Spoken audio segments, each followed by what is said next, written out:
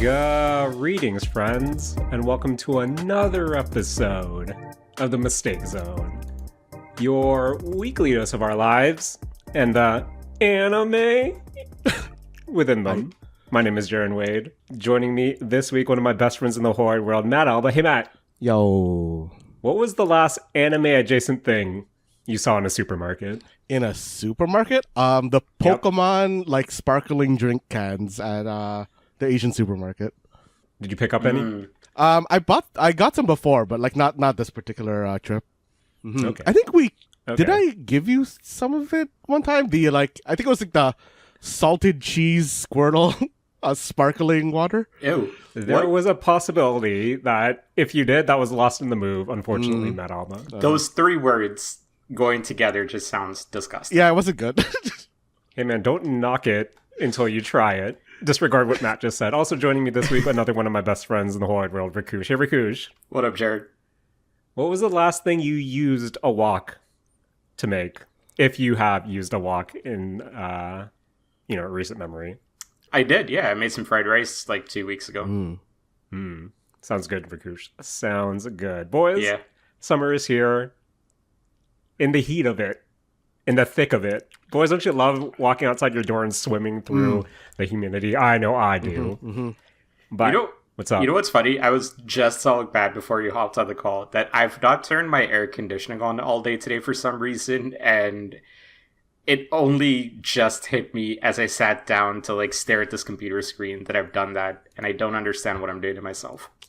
Well, Rakush, that's something that you might need to reflect upon after we talk about some delicious summer season anime for 2026. But before then, boys, since I like listening to myself talk, and I know Matt does too, thanks, Matt, and of course Rakush does. Boys, I have two scenarios I want to present to you in a quick game of fair or foul, where I ask my friends Matt Alba and Rakush if something is fair or something is foul. So we'll start off with scenario one. Boys, last week, my partner and I went to see Carlos Santana live. That was just something I've always wanted to do on my bucket list, just to see. Boys, I love seeing a man shred on a guitar, especially one as iconic as Carlos Santana. 10-time Grammy Award winner Santana for the album Supernatural, which includes the 2000 songs of the year, Smooth and Maria. Oh, okay. Boys, that guy. I love me some Santana. But we went to the venue and we had lawn seating. And for some reason, I don't know why, but I expected this to be dead. I expected this to be dead and us to be bumped up into lower bowl or something. Boys, was I mistaken. This place was packed to the brim. Standing room only on lawns, especially because a lot of people rented their own lawn chairs, and when these stood up, no one's folding those lawn chairs. Concert etiquette. But I digress. Question for you. What's up, Rakush? Why did you think it would be dead? What? Here, maybe because I'm not expecting people to clock Santana in 2026. I'm also expecting Santana to play casinos at this point. That's why I thought it would be done. The last part, fair, but Santana is one of the all-time greats. When you talk about someone shredding on the guitar, one of the best guitarists in music, this guy might be top 5. I don't know how anybody can argue against that. So I would be surprised if it were not popping off. I was hoping it was not popping off because I wanted to sit down. But so we're standing in way back in the lawn section, and boys, you know that place is a bit dank. Dank. So when things are a bit dank, unfortunately, the conspiracy theorists come out. Where, boys, can I read you some quotes that I've overheard? One, how do we even know that this is actually Santana? His hat is covering his face. Notice how the camera doesn't really show his face. And why is he turning around every now and then and not facing the crowd when he's shredding? Is he even playing the guitar? Rakush, fair or foul? One, was that actually Santana? And two, was he actually playing the guitar? Asking the question, or what? What am I judging as fair or foul here? The notion that this is a Santana body double, and whenever he's not facing the crowd during shredding whenever he's ripping or shredding, he's not actually playing the guitar. I'm gonna go foul, because if you're there, shut your brain off and just enjoy it. Boys, I got to see a Black Magic Woman perform live. Felt good. I'm actually jealous of you. All right. Side note, stamp it. Before we move on. What's up? Matt, I was clocking the time codes for when he said it was really dank, and I'm pretty sure it's close to the 420 mark. So if you could just do some editing magic here to make it hit at the 420 mark, that would be fantastic. Because you have I want to say 2 minutes of pre-record going in, or 1 minute of pre-record going in.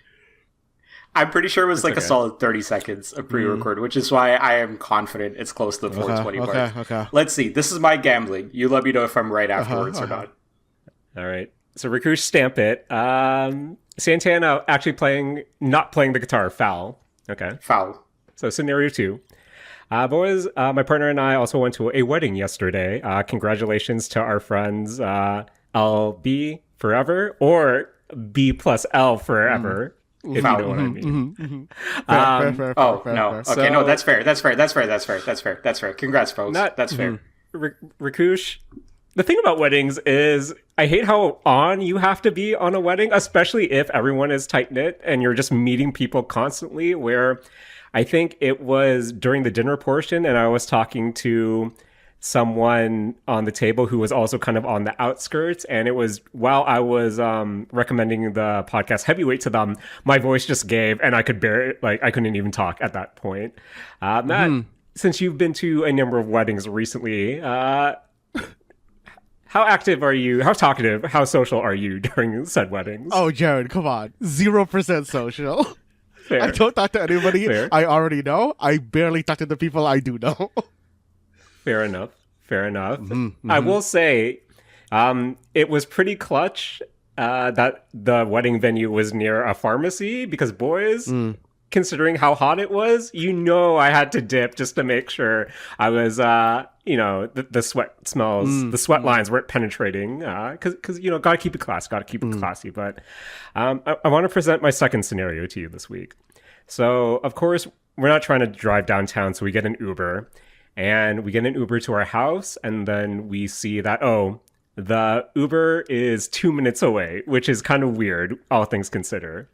So the Uber gets to our house, we get in, and first thing he says, "Hey, I'm your neighbor. I live down the street." Vibe check right now. How are you feeling in my shoes? Bad. Oh, real bad. I don't like this. You've never met this person before? Never met this person before. Ooh. I don't like this. Rakush, how are you feeling in my shoes? Awkward. Okay. Yeah. Okay. So we're driving to the venue, and then he asks us, "Hey, what time are you guys done?" Just ballpark. That's so bad. That's so bad, Jared. That's so bad. And then we were like, I don't know why.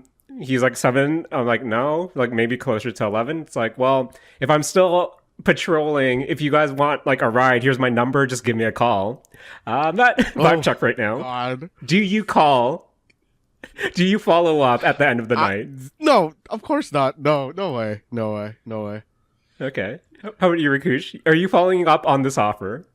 No, man. I'm Irish kid buying that. Yeah. Boys, when I step out of my house, I'm gonna look from the window to see, just scope the street real quick, make sure I don't see this person. Okay, boys. Let's say open bar, so maybe not the best of judgment. 12 a.m. rolls around, we text the guy. Oh. Hey, are you still patrolling? And not Rakush, social scenario. If someone is your Uber driver neighbor and he says, "Hey, text me, and maybe I can give you a ride back," general vibe check. Are you expecting to pay for this ride? Oh. Yes. I would. I would hope it's free. I would expect I would pay.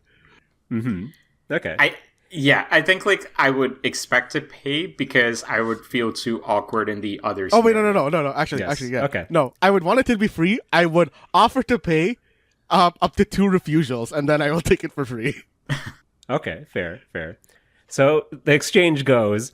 We actually saw, because once we just wanted to see what would happen. So we saw how much of this would be if we were to Uber from the venue back to our place, and it was going around like $30 at the time.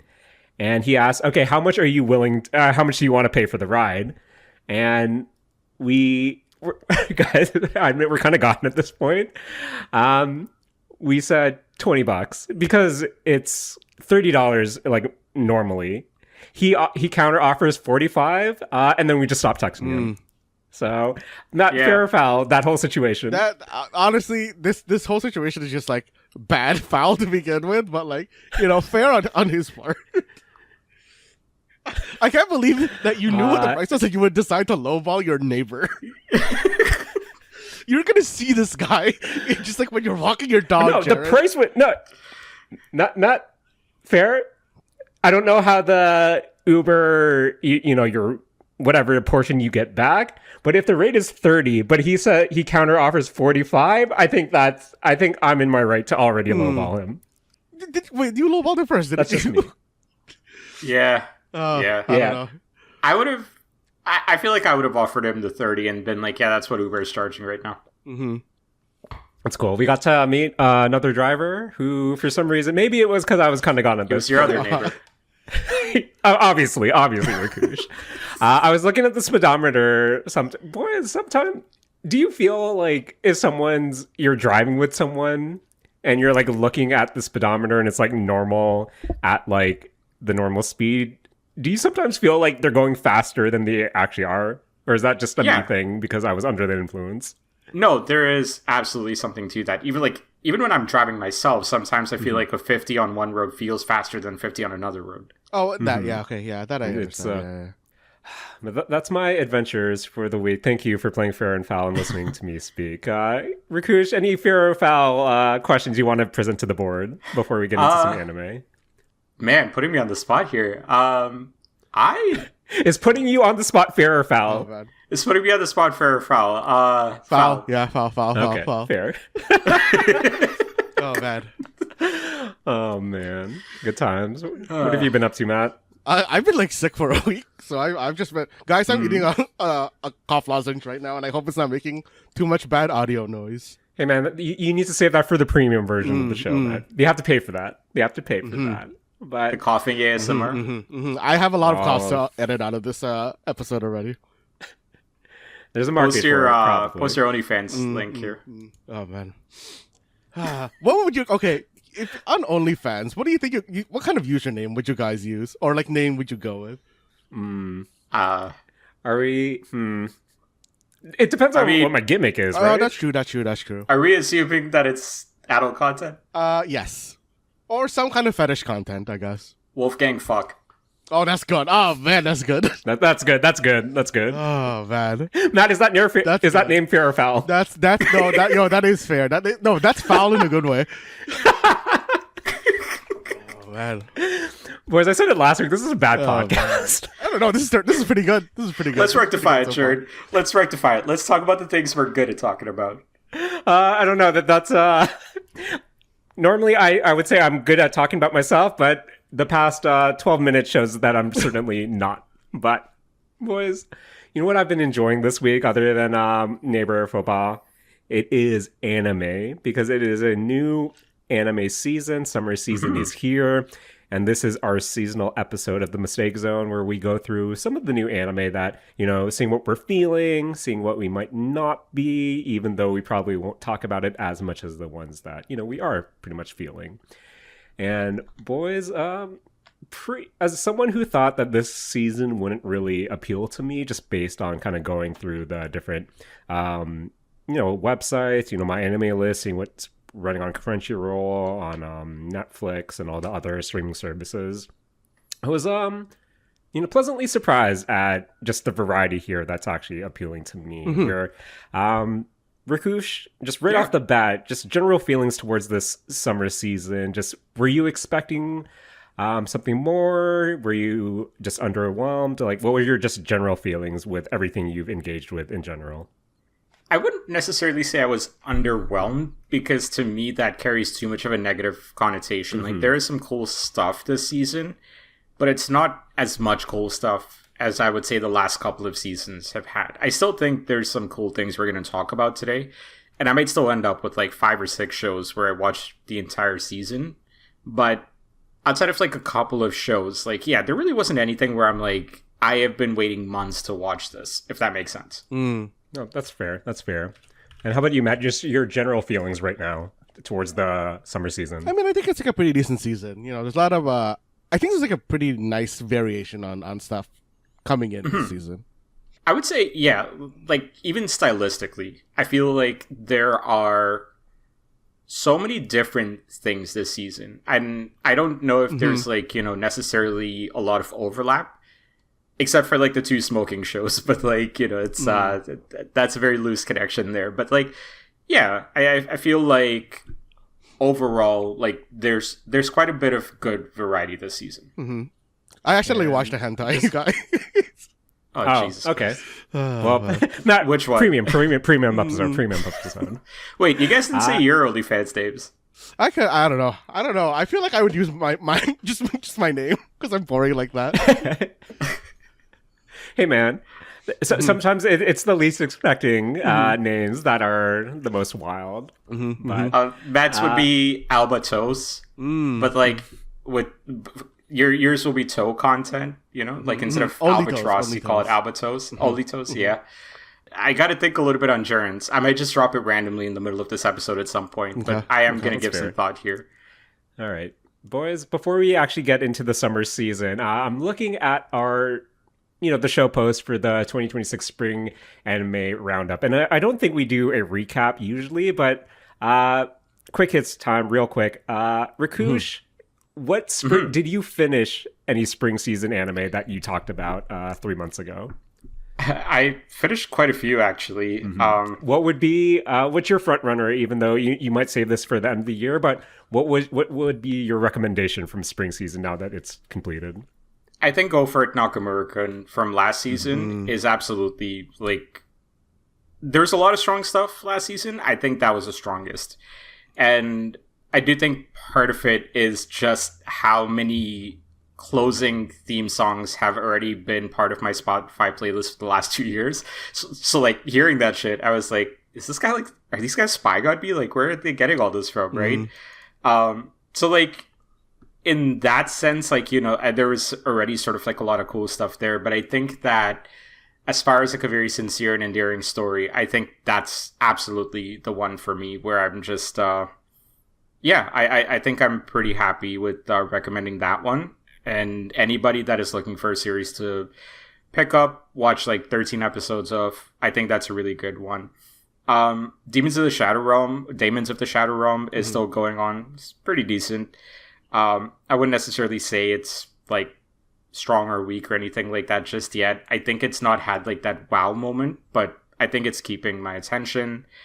Akane Banashi, I would recommend the manga more than the series, but I think the series did a good enough job kind of like animating a lot of this stuff. I think the better parts are yet to come. The last one I do absolutely want to recommend is Nippon Sengoku. I know we barely talked about it, but like... did that like hold up?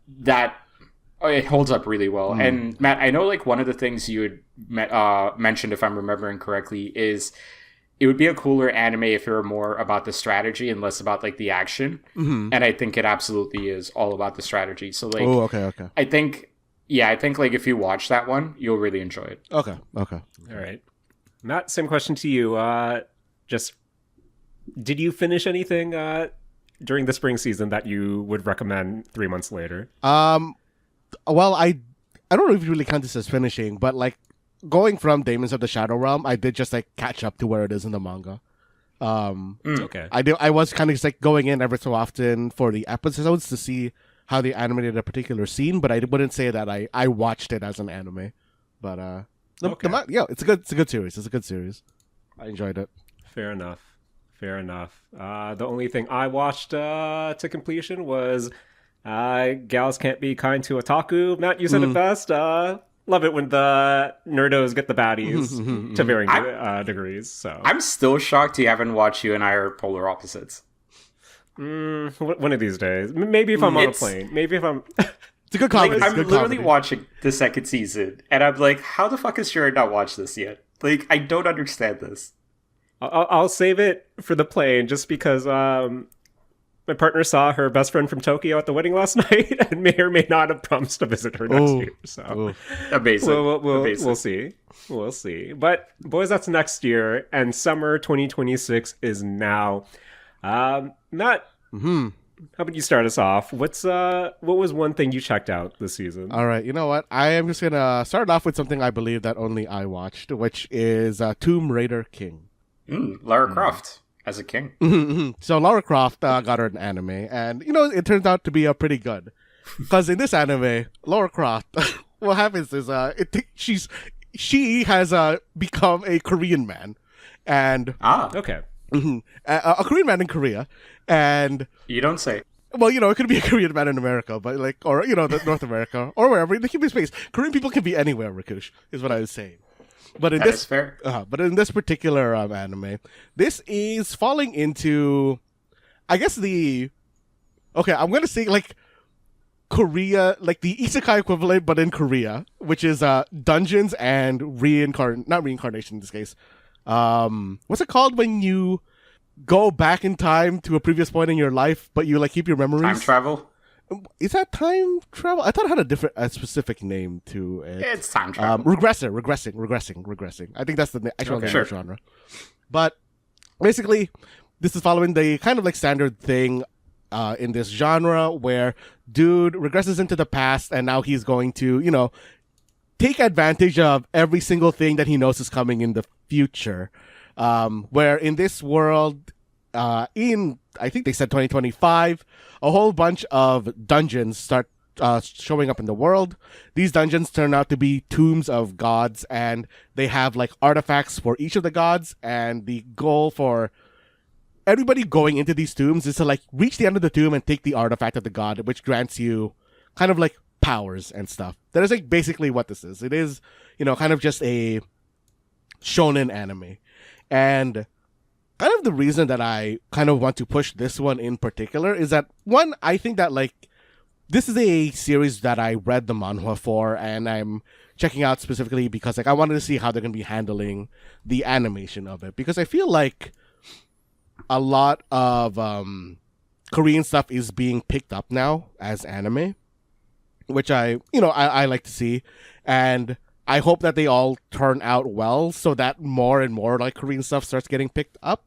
And this one in particular kind of tickles my particular fancy of working with, I guess, lore that already exists. Because it is generally about, legends or legendary people and stuff like that. We're touching Egyptian mythology, Greek mythology. We're touching history, Salieri is in this at some point later on.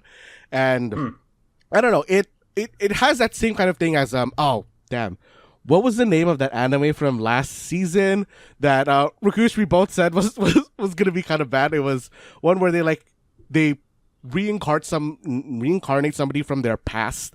That is I forgot in their the bloodline. Name. Petals of Reincarnation. Oh. The Persona ripoff. Yeah, sort of. Well, the kind of Persona Fate series ripoff.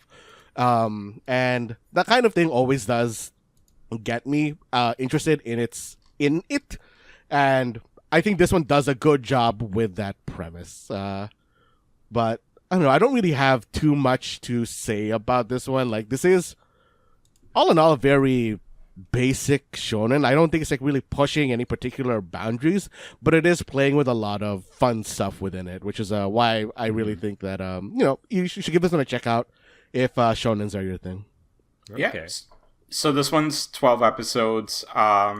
Started a couple of days ago, so basically 3 months. Seems to be the studio's first production ever. Oh, okay. I didn't. From what I'm seeing on my anime list, so that's kind of interesting. All right. So check it out if that is your thing. Rakush, yeah. What was something that might be your thing that you would recommend to check out? I don't know if I recommend checking it out, but it is something I did check out, right? So I think I wanted to talk about Kaiju Girl Caramelise next. Okay. I'll be honest, the first word is doing a lot of the heavy lifting for why I watched this one.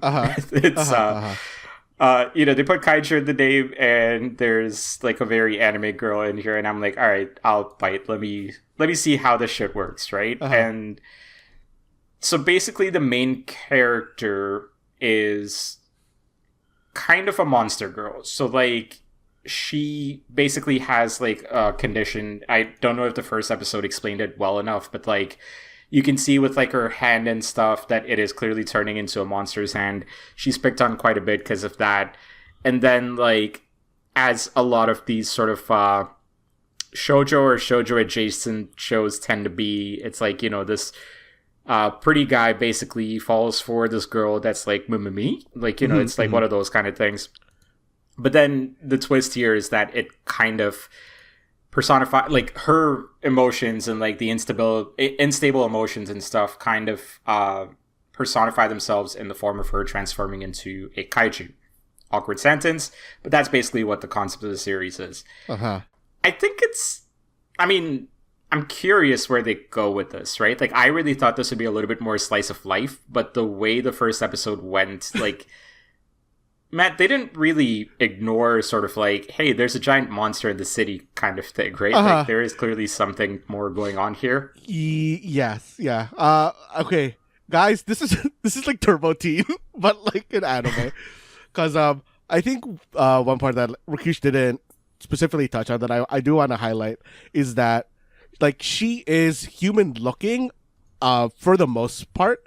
Except for, I think they specifically said when she gets like horny, she turns into a monster. And is it like specifically when she gets horny, or is it just when like her emotions are in flux? Well, they said like it's tied to when she like is like feeling lust or something, or wants to mate or something like that. Okay. And I don't know. I think this could be like a good like comedy to it, and I don't know. I'm interested in seeing where this one goes, because I think Outcast Girl plus Ikemen is just basically the reverse of Otaku and Gal, and I'm here for it. Yeah. This also reminds me, do you guys remember that Anne Hathaway movie from a few years back that like Devil Wears Prada? She also Devil Wears Prada. Mm-hmm. She also turns into like a kaiju as well. I'm just looking this up right now, but like what? Colossal. I have never heard of this movie. Okay, so it's her, it's Jason Sudeikis, and they're like the two main characters. This show reminded me a lot of that movie, for obvious reasons. Mm-hmm. But I would, honestly, kind of a decent movie. I would go watch it if you haven't watched it. That's got nothing to do with this series, but yeah, that's kind of like the main thing for me one with this show is like, yeah, it's cool. Like, reminds me of a few things that already exist, so that's neat. Shout out to the dog named Jumbo King. Oh, that's yes. cool. The dog, yes. It's also important to note that the dog is small. Well, yeah, like you don't name a big dog Jumbo King. That's just bullying. Good name. Yeah, great name. Jared, I tried some of these shows, when I watch it, I'm like, would Jaren like this? Matt, would Jaren like this? I don't. I think he would like not hate it, but I don't think it's like something that he would definitely watch. Yeah, it's not like a must watch. Mm-hmm. Fair. But also, Rakush, I think like what's up? This one's like I want to say it's like a low probation for me. I know like we didn't do that for the first series, but yeah, I think it's kind of falls in the low probation area. All right. So Rakush, what was this one again? This was Kaiju Girl Caramelise. Alrighty, so low probation right now. So we'll see when autumn comes around to see if you kept up with it. But maybe it's looking like it isn't. But Rakush, thank you for thinking about me and seeing if I would like something like this. Jesus. Because Rakush, I'm putting my headphones down to go get some glasses because I know exactly where you're going with this. Rakush. Some people want these 5-star anime. Some people want these 23-minute classics. Not me, Rakush. Not me. You know what I want, Rakush? Sometimes I want big, meaty men being scaredy cats. Oh. Not.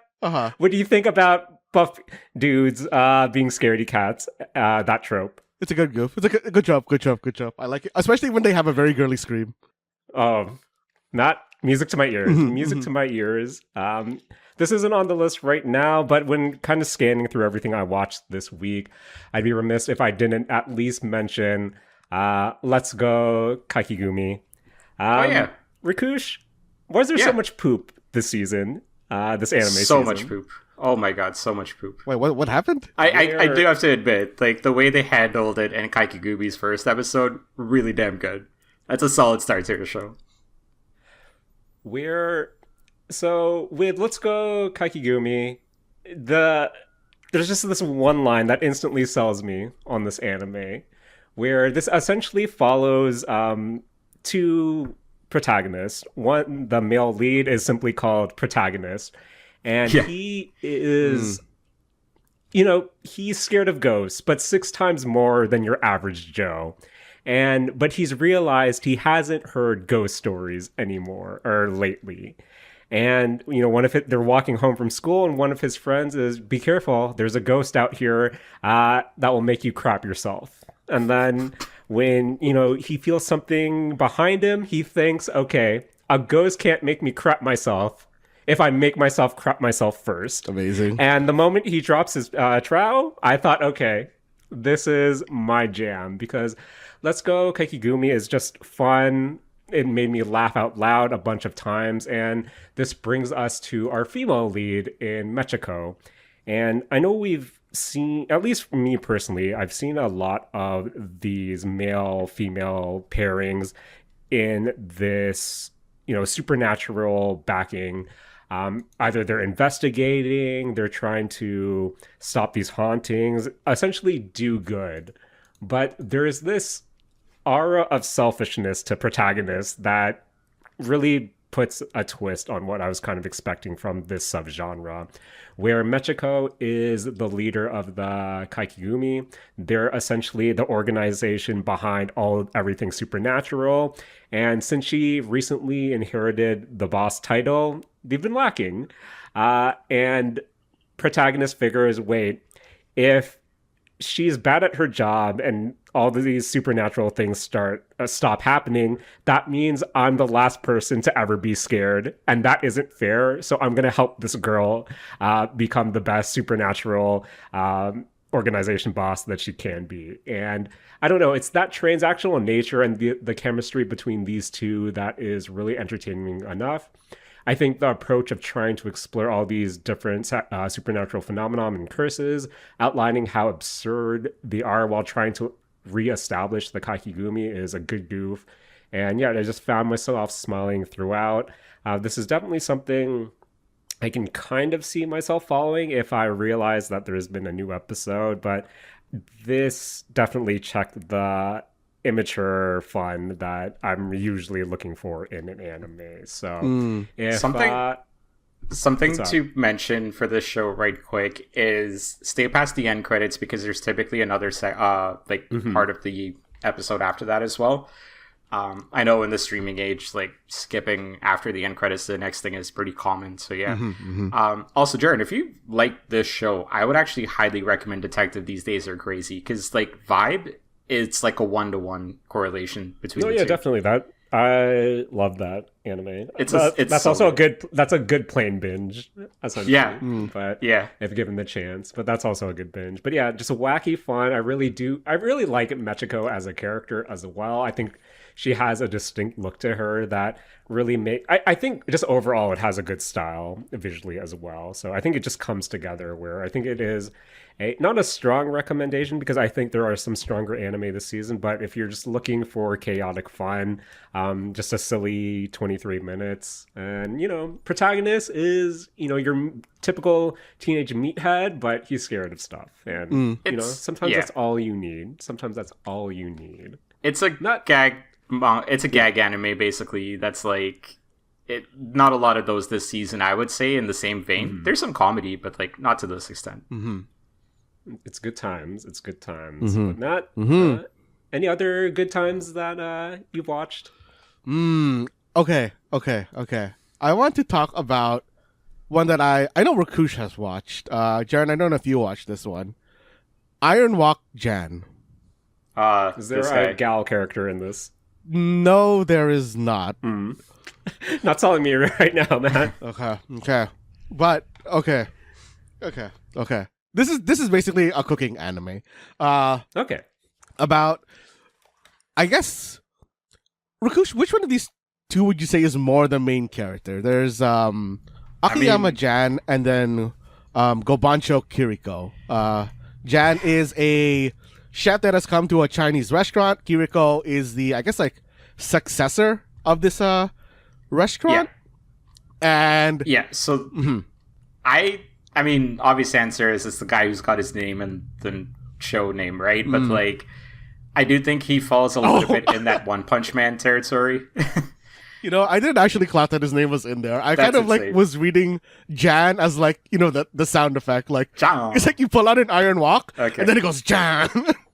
I mean, I think like it's a play on words the way like Yagataki Japan was. I think it's kind of going for that as well. Side note, before you get into this, I do just have to mention this right quick about this series. I have a buddy whose name is Jan, spelled Jan, and he's super into cooking. So like the first time I saw the trailer for this, I'm like, oh shit, they made an anime on this guy, right? So like, he's not as pretentious as Jan. Oh man. So, yeah. Okay, I love how pretentious Jan is so much. Basically, like what happens in this series is that like Jan is basically just challenging the cooking of this restaurant, and I love how arrogant he is. It looks like, you know, obviously Kiriko is gonna be up against him for most of the episode. It seems like they're just like, you know, playing them as rivals to each other, and I really, really hope. And I know that this probably isn't going to be the way that this anime breaks, but I really, really hope that Kiriko becomes more like Jan rather than Jan becoming more like Kiriko. I don't want this character humbled. I want the female like main character to also become an asshole. I don't think I got any indication from that first episode that Jan is going to turn into an asshole. I mean, I don't think... Or, sorry, he's like... Sorry, I should rephrase that as like I don't think he's going to change from being an asshole. That's the more important takeaway. Yes. I don't want him to become softer. I want this dude to be full elitist and pull Kiriko up with him. Yeah, I'm curious. Like I'm looking at the poster on my anime list as well, and like there's some exaggerated like faces here too. So I'm really, it looks like you're like over the top cooking anime manga. Like I'm really excited for this one. Oh. Also, what's up? Okay, I found it so wild that they advertised the manga at the end of this episode. Yes. Oh, dude. Okay. So I actually looked this up because the manga was written, I believe, in 2002. So if you really think about it, like it's taken them almost 20. Well, it ended in like 2007, so it has taken them like 19 years to adapt it, right? So like, I mean, that was cool. And then, Matt, like, they just go into a whole segment, like, talking about the history of the manga. Yeah, they're like, oh, yo, this is the manga. And, like, the manga itself takes place in, like, 1995 or something. Yo, check this out. It was, like, really, really cool. And now we're making an anime for it. But if you want, also read the manga, please. Yeah, but I also kind of like how they framed it as, like, we're confident this is going to take the world by storm. And it's, like, such a, like, fourth wall breaking thing where I'm like, how's this not a PV? Like, this should just be, like, I don't know. That was real good. Oh, man. I'm interested in Is this like a probation for you, or is this like a must-watch? This is, I think, like high three for me. I don't think it like crosses over into must-watch for me just yet. I think it is high probation / a must-watch for me. More than likely, it's going to be a must-watch. I think part of it just has to do with like every week I'm going to have a new joke to make to my buddy Jan. Shout out to him. So that's probably why I'm going to stick around with this one. But I actually think there's enough about the plot as well and like the setup that like I really think you can watch this and have a ton of fun with this for the whole season. Also, for like cooking shows, I do just like, going into them to like steal ideas, basically. Yes. That's a big part of it. I was looking up I've been looking up some of the studios as like we're going through this list here. I don't know if this one's done like Aldenoa Zero, I guess, recreators they've done some cool stuff. The studio did. I don't know if it's the same director or not, for what it's worth, but I think like this is an interesting one. It's pretty different from like everything else that's on the list here, from what I'm seeing. So like that's one of the reasons I'm looking it up, is to see like what's is this like a, standard fare for the studio or not? It doesn't seem like it for this one. So I'm curious to see what they do with it. Mm-hmm. Same. Jared, does this sound interesting to you? Anything about this? It's a food anime. There's like a lot there where I'm not. There's a lot of food anime that I should probably watch, but boys, I'll just watch Top Chef if I need to get some fixings in. So this might be something that I'll check out eventually if I'm bored and I need something on the screen, but doesn't seem that high, priority-wise at least. But Matt, how's that food looking? Maybe that will sell me. I mean, the food is a kind of normal looking itself. Like I think like the first like dish that they make is like a tofu fried rice, and then the next one was what some. I actually don't know the names of the second half of dishes because they were kind of like the Chinese names of the dishes when they showed them off. Okay, but it was basically like like a liver and like a tripe dish. Yeah. Okay. I think the only thing that would win me over is just this I do like a good arrogant protagonist, especially if they can back them up. Because sometimes I don't want to see someone humbled. I want to see someone, really... I want to see some faces slapped, basically. Yes. I feel that. Yeah, like, I kind of get the sense that, like, the development arc for this character happens prior to the anime starting. Like, I think, like... Yeah. This is final form, and like it's just gonna be that like the author is gonna have to find different ways of limiting the character's appearance. I think that's what's gonna come out of this. I see. But sounds like Wok Jan, Wok Jan is a feast for the eyes. Rakush, what else are you feasting on? Well, you said feast for the eyes, so I think, like, there's a couple of these that I did want to talk through this season. I think let's talk about... Dara San. Absolutely not. Guys, let's talk about Jaadugar, a witch in Mongolia. Okay. And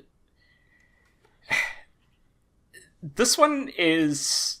Okay, it's a Science Saru series. That's one of two big... Well, the second one's a big one, but, like, this is one of their two this season. And...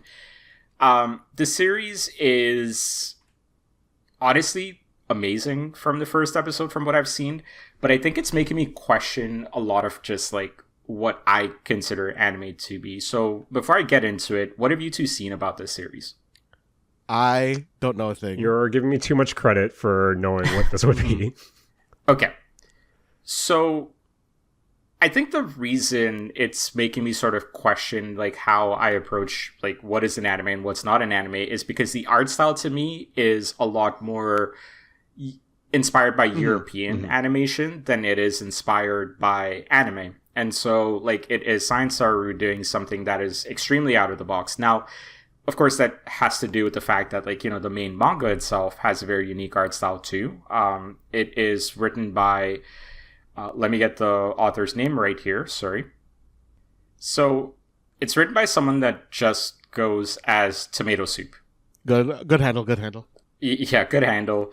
Not seeing much there. But yeah, it's a really unique art style right from like the source material itself. And so then you get into this anime and it tries to match it really well. It doesn't try to do anything like, that is outside of what feels natural within the actual series itself. So as far as the plot is concerned, it follows a girl, Fatima. She is basically from Persia, is kind of, well, I mean, she is a slave.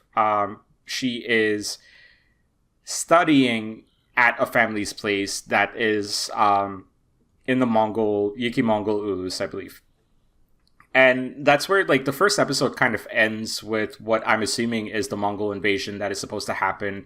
But, yeah, like, the first episode is just doing a lot of setup of, like, where this character comes from, what this character is capable of doing, and things like that. And Jaadugar does translate to magician as well. So, like, I think that has to do a little bit more with how sort of like knowledge is handed down, and specifically scientific knowledge is handed down as well. And so I'm curious where they're going to go with this one. Again, it's like a very unique series. It's not something you would typically consider an anime.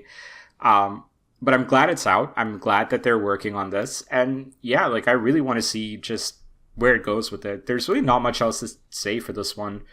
after just like one episode. But it is pretty cool. So, Matt, did you watch this one? I did not. Okay. For me, I think this is a must-watch. As far as sort of like... I was talking at the start of this episode, like we're talking about the variety of shows that are out there. Mm-hmm. This is a great example of that. Like there's just so many unique things happening with this series, with the music, with the art style. There's also and forgive me for my surprise here, but there is a surprisingly good portrayal of Islam in this as well, right? So like I'm not a religious person, not of that religion either. But I do kind of like that they're trying to be a little bit accurate to it. I'm sure if you ask someone that is a lot more religious, they would give you a very different answer potentially. But at least like from what I understand, yeah, it's kind of shown really nicely. It's not played up for any sinister reasons. It's not played up for jokes. It is just a fact of life in this world that they've built out. And I think that is where it's like, yeah, it's handled really nicely here. So highly recommend it. I think it's a must watch for me. Yeah, like, you know, I think like even just giving that first episode a try to see what is so unique about it, I think might like you might get a better understanding of like what I'm saying here based on that. Cool. So this is, pronounce it one more time for us, Rakush. Jaadugar. Jaadugar. Okay. So I think that does sound a bit on the heavier side, which, well, no, it definitely sounds interesting, but sometimes I might want to kind of vibe out and have bit more comfort right now. It's a lot more attentive of a series than some of the other things we're going to talk about. So like even if it's, and it does seem like it's about to get really heavy because anyone that is familiar with like even a small amount of Mongol history knows when you're talking about Genghis Khan, you're probably talking about genocide. And so if it's getting into that stuff, then yeah, like this is going to get a little bit heavy. Yep. And I guess on a polar opposite of that heaviness, just to balance it a bit out real quick, I'll mention My Stepmother and Stepsisters Aren't Wicked. This is, boys, you know what always throws me off when anime is just available on YouTube? Yes. I know this was kind of on my radar, and I was trying to see which streaming service this was on.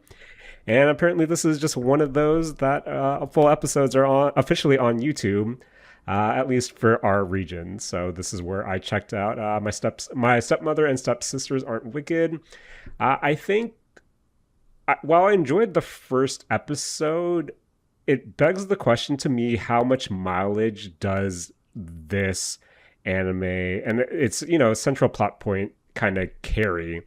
Where basically, real quick, there is a orphan girl who loses her mother, and she turns out to be the illegitimate child of, this person of wealth. So she gets, she is essentially adopted by her other family, which composes of a stepmother and then two stepsisters. And for our protagonist, she has that mindset of, I'm coming from this lower class. I'm essentially about to enter high class society. I have all these preconceived notions. They're going to treat me badly. I just have to suck it up, make the best of a situation, try not to offend anyone. And throughout the 23 minutes, it's just a lot of her psyching herself out, only just to be met with affection, only for the situation to be a complete 180 to what she's expecting, and showing how this stepfamily of hers seemingly genuinely cares about her. And not only that, respects where she comes from. Just one exchange of our protagonist holding on to a cleaning cloth that was given to her mother, and the idea of, she can't throw that away. That's something from her own mother. That's something precious that should be kept. And, there's a lot of going back and forth between what is expected and what is actually the reality for these characters right now.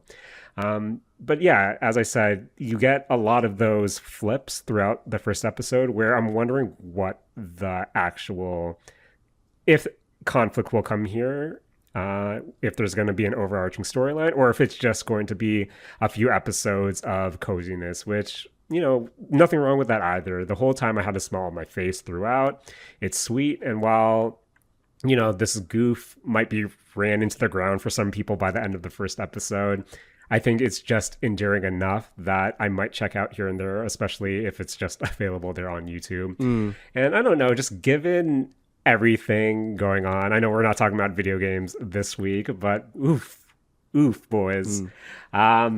It's just nice to think that people can be nice, I guess. So, just that idea that we're so conditioned to think that we're going to be treated poorly, and that maybe that's why something like this resonates more than another anime I watched, My Younger Brothers or whatever, which didn't really resonate with me, where that felt a bit too cliche. And I don't know, there's just something a bit more, I feel, I guess, it is endearing about Stepmother and Stepsisters that I kind of recommend over something like, what was that called? Oh, Please Excuse My Younger Brothers, where I think both of them have mileage. Your mileage may vary, but if I were going to recommend a found family, I think I'd keep an eye out on My Stepmother and Stepsisters Aren't Wicked. If that's for you, and if you're looking for something cozy. What's up? It sounds a little bit like it's taking the Cinderella story and like just flipping it on its head. Which is fine for what it is. Yeah. And maybe that's all some people need, given, what they're dealing with. So yeah, if you're just looking for something wholesome, looking for something cozy, for now at the very least, just to see the Step family just go to bat for her in these various situations. Again, I'm wondering how long that can go before you can have where you might need something more substantial. But for now, it's fun, and I guess that's all you really can ask for. Matt, you know what that sounds like to me? What's that? Jaren's got this in probation. Yeah, it does. It does. Fair. Matt, I love that, like, Jared's not playing along with the probation must-watch parts. He's just like, here's some shows. Yep. Hey, sometimes that's all you need. Matt, but something that you think people may need. What I think or people maybe need. not. No, what I think people need are some big ol' snake biddies. Nope. And speaking of somebody, I'm gonna go get some water. I'll talk to you in a bit. Speaking of somebody who was treated in a way that they didn't expect to be treated. Yep. We got Dara San of the Reiwa Era. That's what it is, right? Yep. Matt. As someone who on and off reads this manga because it's pure garbage, I'm shocked. I'm absolutely shocked this has an anime. Oh man. And that watching this first episode and having all those manga memories flood back to me, I'm shocked that this is an anime. 100%. 100%.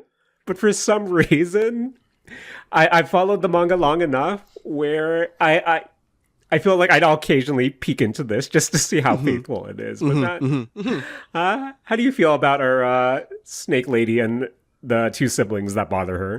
The snake lady and the two siblings honestly have a very, very good dynamic between them within the first episode of these siblings just not being scared of they call her like a god of misfortune. Yep. I really like that they get her sad backstory out of the way really early, and that the siblings are just like, oh, okay. Yeah. There's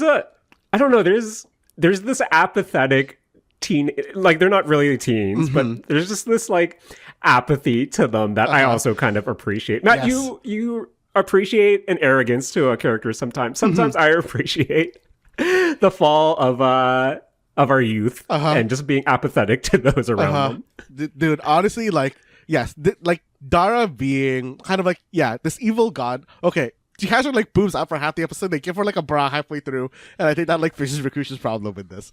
But I don't know. I like the relationship that these three have. Also, I like the way that they just reveal so much about like, or no, they flip the perception of like the siblings so much. Where it's like, oh, like here's his older brother and his younger sister. Oh, it's actually the younger sister is actually a younger brother. Oh, the younger brother is actually the older brother. Oh, the older brother is actually was a younger sister actually, and it was right the first time. You just kind of wrong to like fully just like backwards. But I don't know. Like yeah, like I was saying, it is a. I fully understand why Rakush bounced off this in like 5 minutes. But I think staying around for the second half is, I think, worth it. Because, like, yeah, it is just a weirdly awkward relationship between these three. And it plays, like, really funnily. Yeah. It's dumb. It's trash. It's junk food. But again, sometimes you might want cozy. Sometimes you want wholesome, and sometimes, Matt, you just want to question why you're watching this while still being embarrassed that you're watching it. And it is like still pretty entertaining from what I was getting, but it is a fun watch. This is like a 3-episode probation for me.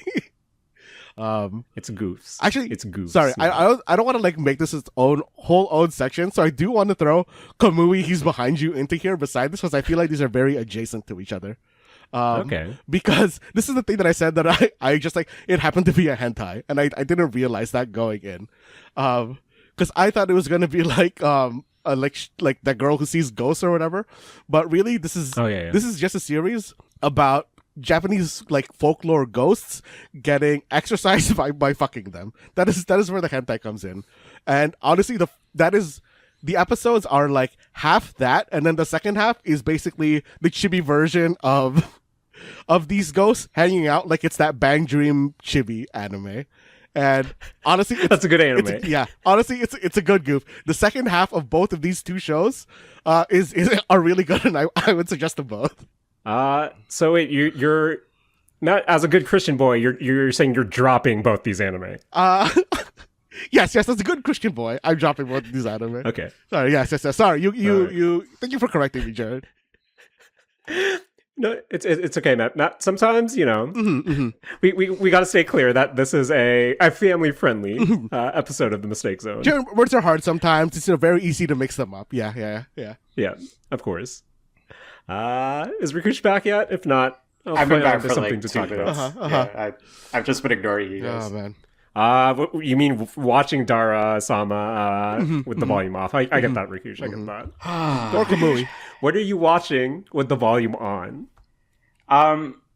Something with a proper inept character, guys. Though I am an inept villainess. It actually just came out this morning, so I've not really had a lot of time to sit with this one, but it's a body swap anime where you have basically like I should explain this a little bit. So it has a lot of similar settings to Apothecary Diaries and like a lot of similar things going on there. So I'm just going to read the synopsis up for this because I don't want to get things wrong with this. Within the kingdom's opulent inner court is a thriving maiden court where the empress and the 4 imperial consorts are chosen from 5 prominent clans, not clams. Among them, one pristine consort in training, Reiwa stands out as the perfect candidate for the future empress. At the same time, there is the boorish, as is described here, Keigetsu Shu, who is called a sewer rat. Not great. But basically, those are your 2 main characters, and during the night of a comet sighting, Keigetsu Shu basically pushes the other girl off of like this tower. They both wake up, and they've swapped bodies. And so, Reiwa, who's like the future wife candidate, basically is now in the villainess's body, except she wakes up in a jail cell because, of course, everybody thinks she tried to kill the princess. So that's kind of where like the setup comes into play. They're doing like with that concept a little bit of a Prince and the Pauper kind of thing here. I think like the first episode had enough about it to like set up the characters more than the world, but I think the characters are kind of interesting. So let's see. I think this one is honestly more probation for me than anything else, but I think the characters all seem pretty endearing. I think this is going to be a little bit of a more typical anime. The similarities with the Apothecary Diaries kind of ends once you get into the actual story itself, but no, it's cool. I think like it's a good start. I think I'm always a sucker for those kind of setups as well, like geographically. So I want to see what they do a little bit more. I want to see who these other characters they introduce are, and I want to see like if there's more to the story than just like this body swapping thing, right? Like it's gonna obviously have comparisons to Apothecary Diaries, and I want to see how it separates itself from all of that. So yeah, I would say like probation, solid probation. I'm hopeful for it. So yeah, did either of you guys get a chance to watch this one? Nope. No, I didn't, but it does sound interesting to me that I might go give this one a watch. Yeah, I'm actually glad that we're recording like in the evening this time than in the morning, because that actually like it literally released like as of our recording is the 12th. It released on the 12th. So like it gave me enough time to watch it, add it to this list here to talk about it. When I was going through sort of like the summer list, like this was definitely just from the visuals. Again, like, you know, with the comparison to what I will consider one of my favorite animes of like, you know, the modern times, which is Apothecary Diaries. So like a lot going on here, and definitely had more expectations of this one. And yeah, it seems cool. So I would like to see more of this one. All right. I too like a good Freaky Friday but scanning through the list of anime I watched, since I'm kind of thinking about, you know, anime that I've been following the manga for a while now, I think I'll just get into Young Ladies Don't Play Fighting Games. Oh yeah. Matt, how do you like your Street Fighter 6 commercials? Oh, I like them about 20 minutes long, intercut with anime girls. How about you, Jaren? Yeah, that's basically how much I like a good Street Fighter 6 commercial, where I do like how it is modernized with the use of Street Fighter 6, despite this feeling like a commercial at some points. I think when, from what I remember from the manga, at least those early chapters, it was just generic fighting game that might have been a Street Fighter, but to see them actually just feature Street Fighter 6 so prominently and them just calling it out in turn makes it just a bit more fun, because in theory, when you try to present something competitive, regardless if it's a sport or an esport, you either have to approach it really sincerely or purely over the top, in my opinion, just because if you half-ass it either way, in either direction, you know, it just doesn't feel genuine. It doesn't just feel satisfying, at least to me, where it's, I do think what's being presented in Young Ladies Don't Play Fighting Games is pretty fulfilling, especially in the direction of how it is representing fighting games. Maybe, you know, not the in your face, loudmouth, barking crowd aspect, but, you know, just that genuine love for the genre, where I do think it does approach it genuinely with a level of goof that even your casual FGC fan will feel like there's something for them there, where I think there's a lot of different fighting game specific jokes that are presented throughout the episode of varying, you know, levels of interest in this genre, in this hobby, in this community, where even some of the more basic ones, even if you've just watched an Evo or two, you're going to get something out of it. You're going to get a smile at the very least, where there's also just enough over-the-top silliness to really balance it out for the non-fighting game fans. I think the biggest example is Aya, you know, nonchalantly pulling out the glass shard from her head is peak breakneck schoolgirl slice of life anime, which to me stands toe-to-toe with her asking if, you know, young ladies FADC into Ryu's Ultra One. So there's a bit of... There's something for everyone, especially if you're a fighting game fan. And I do think it's a bit rough for me, since I'm still in that post Rock is a Lady's Modesty headspace, where it's hard not to compare these two, you know, just properties in general, just because, you know, you are in this proper young ladies school setting while still trying to balance this secret life that goes against everything that school stands for. Where I think episode 1 with Aya's fixation of trying to regain that spark missing in her life is less my cup of tea compared to, the strong brash start that you see in Rock is a Lady's Modesty, where at least by the end of episode 1 of Young Ladies Don't Play Fighting Games, I was pretty pumped. I was a lot more satisfied than I was really towards the beginning of the episode, but I think they are really two different, I guess, feelings of that setting of, this take on the proper girl having their double life. I do enjoy it. I enjoyed the manga. I'm happy that this is adapted. It is cool to see the fighting game community kind of adopt this in high spirits. A lot of meme potential as well. But that's kind of where I'm coming from it. And of course, it's kind of a Yuri, so bonus points there. But Matt, how did you feel about Young Ladies Don't Play Fighting Games? I mean, I enjoyed it, I think. I'm really wondering how much Street Fighter is going to be in future episodes, and if Street Fighter is the only fighting game that is going to be in this anime. They show actual Street Fighter footage, right? Yeah, it's real ass Street Fighter, and it really throws me off to just see basically picture in picture Street Fighter in here. That I don't know, something about it is really, really throwing me. It's like when it's like when an anime transitions from 2D to 3D for a little bit, and I don't know. It's weird. It's really, really weird. It's really, really weird to see how they're splicing it together. But I overall did enjoy it. I thought, the fighting game jokes really, really landed for me, and I'm interested in seeing where they're going to be taking this anime in the future. So I haven't watched this one myself, but seeing everything about this one reminds me a lot of that one anime that was on Netflix called High School Girl. Oh yes, I know what you're talking which, about. I've not watched this one, so I don't know what the similarities there are, but I guess, Matt, have you watched both of those? No, to be honest, I thought that the anime that you're talking about was this anime. So I was really confused when you guys were talking about this anime as a consideration to put onto this episode. Interesting.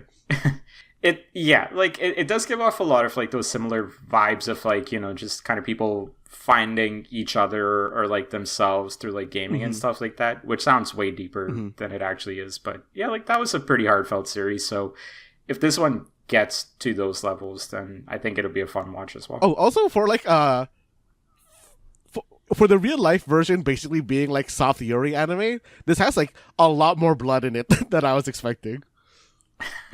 Yeah. Where I think it I don't know, I do, as I said, I like a good in your face high school girl or just even high school student brash anime, something like Chihio School Road or, Asobi. And there are glimpses here, but I'm really curious just to see how it is balanced, where I don't remember that kind. Again, you have two girls trying to escape being caught by jumping out a window and then pulling glass shards out of their head, nonchalantly. Where that stuff didn't stick out to me in the manga, where I'm really curious just to see if how much of the brashness they present in this anime compared to, the more genuine, either GL stuff or just even trying to find that spark, trying to find your love that you're trying to suppress given your environment. So that's also a curiosity of mine, just how much of the balancing there is between, the rowdy FGC versus the prim proper schoolgirl setting. Oh, Jaren, fighting. What's up? Do you remember from the manga if they ever have a character or get into an argument about Stick versus Leverless? I'm not sure about. I don't think Leverless was that big of a thing. At least in the earlier chapters. Okay. Matt, if I see a Leverless controller in this anime, I'll be genuinely surprised. Okay. Positively. But yeah, Matt, what else have you checked out this season? Another thing that I checked out this season is The World is Dancing. You guys, I'm still looking for like a good dancing anime. One Dance didn't do it. One Dance didn't do it for me. So I went over to The World is Dancing, and you guys, I'm still looking. Oh no! Oh wow! No, that's a hot take. Mm-hmm. Yeah, no, like okay, I think that The World is Dancing is the dance, like the traditional dance equivalent of Akane Banashi. Do you think that's like far off, Rakush, or no? I think that is setting a different visual, but yes, like I would say thematically, you're not far off. Yeah. But stylistically, they're stylistically they're very different. The style in like The World is Dancing is like really, really nice. I really, really like the overall design and animation that went into this anime. Like this is, like I said, like it is like, theme wise Akane Banashi, but dancing, where like the main character is the child of like the leader of a traditional dance group, and this is taking place in like, this isn't considered feudal Japan, is it? It's looking at the synopsis, it's 1374. Okay. Okay. It's taking place in 1374. Is it real Japan or like just generic that timeline-ish? And so not something I've looked into, but Matt, let me just read out the synopsis for this one, because I think that'll set up the world, and then if you want to jump into your thoughts on this. Yeah. So in 1374, during the turbulent age when the northern and southern courts were locked in conflict, the northern court shogun Ashikaga Yoshimitsu was becoming an increasingly dominant force. Born the son of Konami, head of the Khan's troupe of Sarugaku performers. I think that's the key word there, Sarugaku performers. Oniyasha drifts through his days with a hazy question lodged in his heart. Why do people dance? His spirit remains clouded until the day he encounters a dance that is truly, quote-unquote, good. It's almost like this character is you, Matt, looking for a dance anime. A dance anime and a good Mario Tennis game. And a good Mario Tennis game, yes. But yeah, I think like this setting is important for this one, and maybe I'm just going to put a different spin on it with Akane Banashi than what you have, which is this would be a story that a Rakugo would narrate. Yeah. I think that might be a better description of what this series is. Because this story very much is, like Rakush said in the synopsis, about like this character trying to find out, I guess, like the meaning of dance to them, so that they can, be a good, I guess, like future troop leader, and like have a better, like, understanding of, I guess, what their dad does, and making their dad like, more proud of them. But like, this is very much theming around dance. I was kind of hoping it would be more of a, I'll be honest, like for me, more of an interesting style of dance. Like this does seem like a bit more of a slow paced dance, more than I was expecting. So it's not really like catching me on that side. I thought that at the end of this episode, they do have a very interesting animation for showing basically like this lady dancing, and it starts the, I guess, main character's like trek onto like what is dance and finding like, dance to be beautiful or whatever. Yeah. So we spoke about Kokuho a few months back as well, and I think like that is similar to like, the traditional dance, even though that one is a little bit more stage play and stage dance that is set in a modern world. I think stylistically, traditionally, like that's kind of in the same vein as like what you're seeing in World is Dancing. I think so. The reason like the way you started like your segment caught me so off guard is because like there's two things that really stood out for me for this one. And side note, this is a must watch for me, by the way. Like I absolutely love this series, like from the first episode. Even if the story falls flat, I think the style is going to carry it for a very long time for me. And a big selling point for me is sort of like that last third of this episode where you see like that big animated dance number with the lady, right? Like when the main character like sneaks into main character Oniyasha. Oh, yeah, Oniyasha sees this lady dancing, and it's kind of like, oh, holy shit. Like, it's just beautifully drawn and beautifully animated, and like everything is just flowing so smooth in that entire segment that like I think this is one where, do I think the story has legs? Yes, right? Because even like sort of middle of the episode, there is this very sort of like contrasting thing happening where like it seems pretty heavily implied that like there is a war happening in the background of like the setting, and like these dancers are distractions to the war itself, which also leads to the main question of this anime, right? Like, why do people dance? And like this kid is having a very difficult time understanding like why to all of these things. So I think there's going to be some good story here to all this. Admittedly, I haven't watched second episode for this one either. Trying to stick to one episode for all of these, but yeah, like it's just beautifully created, man. Like I am really excited to see what they do with this one. One more thing I did want to mention is for anybody that is familiar with The Elusive Samurai, which has a second season coming out this year as well, or this summer season. Is it the same studio by any chance? Because it's not. I don't think it's the same studio. Okay. I'm just double checking this right now. But there is a second side note I'm going to make for this one. Okay. But there's so many similarities between World is Dancing and Elusive Samurai. I think like when you look at the protagonist as well, it is the same person. Yeah, like almost. That is the other anime that I thought of when I was like looking at the animation and like design style for this. So yeah. So this is Psypic, which actually was formerly known as Psy Games Pictures. So I'm not seeing the full list here. There might actually be more stuff that Psy Games Pictures worked on in the past. But what's interesting is the same studio is going to be doing the Kagurabachi anime. I don't know how familiar you guys are with that series, but that manga was like really popping for a little bit. I actually kind of dropped that manga because I was like, it's so good, it's going to get an anime. And I just want to watch the anime for that one. So like, it's not a drop as much as it's like I want to actually see this animated kind of drop. So this studio's got some shit coming out that's like really cool. And if the flow of this series is any indicator, yeah, like Kagurabachi is going to be great as well. But I mean, they also did Cinderella Grey and stuff, so like I really, really trust this. The studio's animation. Yeah, like it's really like there's a lot of pedigree here. There's a lot of just high expectations for me with this series. So yeah, but yeah, like you did say like this is a must watch for you. Like unfortunately for me, this is going to be a skip, mostly because like I was looking for like a more dance oriented anime. You're looking for pop locking. I'm looking for good wand dance here, and unfortunately for me, this wasn't it. You're looking for a good spinneroonie. There's no spinneroonies in this series. I'm looking for a good animated air flare. All I have really is the opening for Tengo Tenge, which was that like that shonen from like in the early 2000s where they broke dance in the opening.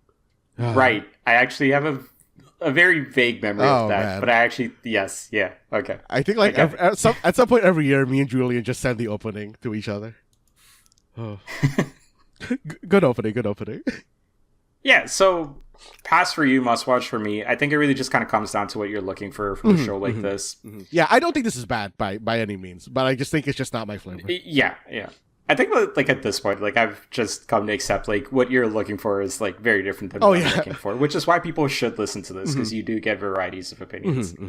Speaking of which, Rakush, what are you looking for this season? Man, I spent so much time talking about that show. I thought I actually picked that one. Sorry. So I do want to spend some time talking about Chainsmoker Cat. And I think like a fair warning to anybody that is like a lot of folks have probably already seen a bunch of clips go viral from the show. It's probably like the one anime this season where I've seen like just a lot of discourse around. And I think like a lot of it has been really interesting. I think if anybody's looking for a good write-up on this, Unseen Japan does some pretty cool work, and they have something written out about essentially how Japanese media covers poverty. And so for anybody that has heard the name of this series, basically this is... I'm going to read the synopsis here again. There's a bunch of cat girls in this world where humans also exist. The main character, Yani, has a smoking habit. A very heightened and exaggerated and seriously bad smoking habit. She smokes so much that her apartment smells like ash, littered with cigarette butts. The walls are basically covered in like ash and like black soot and all that stuff as well. There's a bunch of trash like, scattered all over the place. And so, yeah, it's like a very sort of like rough visual, and it's a person that is dealing with straight up addiction. Now, when I watched this series first, I had no clue what to make of it, because like within the first like 5 seconds, like, Jaren, you're referring to poop. This one's got poop in the first like 30 seconds, and you're like, what the fuck? Like, it is something that just makes you stop for a moment, because you're like, what the fuck did I just watch? And I think like the reason I was very confused by it and I didn't know what to make of it is because like the opening is extremely stylistic, in the same vein as like the Chainsaw Man opening, where it takes like straight up rotoscoped inspirations from different movies and stuff like that. And so you're looking at that and you're like, okay, so are they like glorifying smoking in a way that like old magazine commercials used to, right? Like, is this a return of the Marlboro Man? But then like you actually watch the episode and like it is the complete opposite of that, but it is still an anime. And so you have this like very real topic and this very serious topic of addiction and depression and poverty as well, right? Like a person that is struggling to make ends meet. Is it because of the addiction, or is the addiction because of it? I'm sure like there'll be more about that in the series itself. But like it is something you have to just sit with for a little bit longer than the 23 minutes that an anime episode typically is. And this one is one where like it's very difficult for me to put it on our typical like pass, probation, must watch scale, because I don't know if I can think of this in like a traditional anime, like, you know, as a traditional anime, in that like I don't think I'm like, if I'm going to continue watching this, it's not going to be for entertainment purposes. It's going to be to see just what the hell are they talking about, and like, you know, what is the takeaway from this? Because it has definitely piqued my interest enough. Also piqued my like gag reflex quite a bit as well. That first episode was gross as shit, man. But like, I want to see what the story is. I want to see what it is that they're trying to convey, like, you know, just how it comes across as well. I really do want to see all that stuff, but at the same time, the subject matter is pretty serious. So like, one thing I will say is, listen, if you smoke or have a history of smoking and you quit, I don't think this is something you want to watch, unless you have a good control over your addiction. If you're okay with like, you know, just seeing cigarette smoke, go ahead, right? But like, yeah, this is not an easy watch for me, despite how sort of like they try to like, you know, mask everything with this like with these cat girls and like, you know, with this like dark sense of humor and stuff like that. But yeah, it's a pretty like rough watch, not because of quality, but because of the subject matter. So yeah, I don't know. I don't know how to recommend this one. Did either of you watch this one, or? With Chainsmoker Cat, sorry, Matt.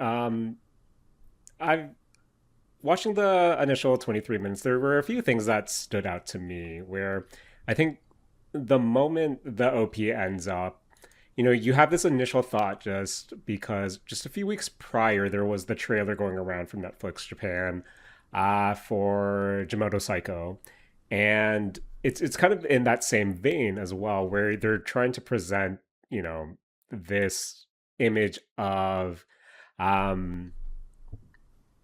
for like presenting these characters who are essentially living through poverty, living through a rough time, but still sugarcoating it in a way that is, you know, provocative.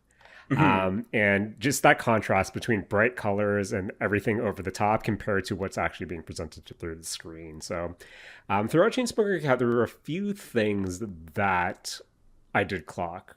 The first thing going to the fact that it is centered around this character who is addicted to cigarettes and smoking in general, and how I do like how it isn't really glorifying it throughout. This is a depressing anime once you kind of get to the end of it, but if her grabbing cigarettes from literal shit isn't enough for you, I do appreciate the break cuts or the ad breaks animations as well, where the first one you see is her swinging by herself smoking as children watch her. And I think there's something almost it's as tragic as it is comical, like that visual, where this doesn't shy away from the fact that her life sucks and just how everything revolves around her trying to get her next fix. And the withdrawal symptoms during her temp work as well was especially striking. But I think the one scene in particular was the vase cleaning scene.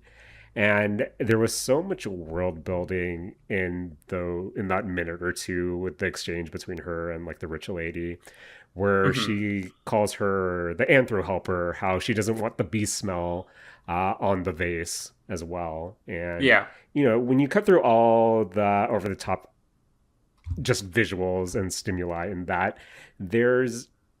it really was like made me interested to kind of just learn more about the dynamics of this world, especially when the are just called anthro helpers.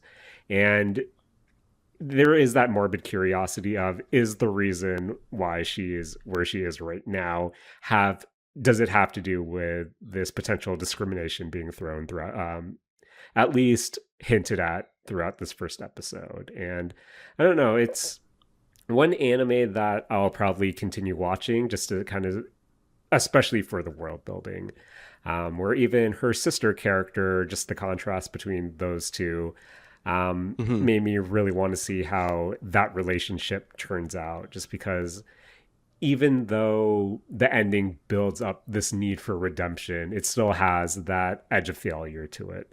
That also really leaves something in your stomach, whether that be a pit of hope or just this pit of despair. Like, there's a lot going on in this first episode of Chainsmoker Cat, and there's a lot to think about as well, where if you do want to take it at face value and kind of shy away from everything negative that is being presented throughout, it might be difficult, but I can see someone do that. But at the same time, there's a lot to really sink your teeth into if you want to really digest that. Or at the same time, depending on how you feel after the first episode, I totally don't fault someone for dropping it, just based on their own experience. This reminds me a lot of the first time this wasn't when we were recording or anything, Rakush, but the first time we discussed Nagatoro and like that first episode of the anime, where haha, fun slice of life rom-com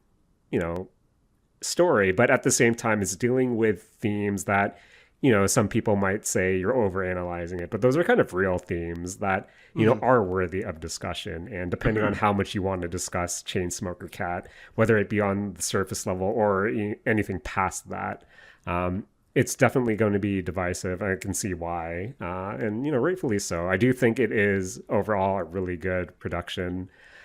Just as you said, the OP I was really impressed by, mostly because I'm a child that loves references.